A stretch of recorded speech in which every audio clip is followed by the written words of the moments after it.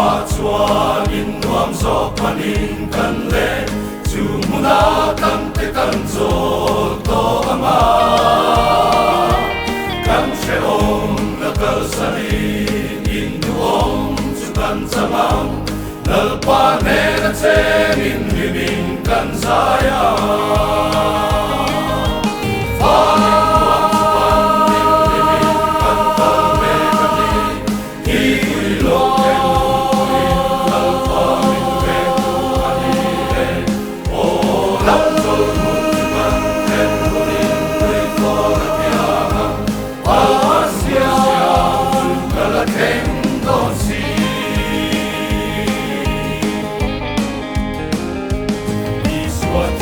na kan ten min ha ke eng ko takin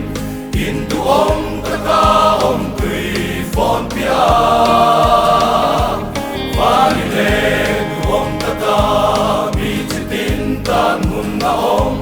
chan dam na lo ma lu ta ta na ko che vali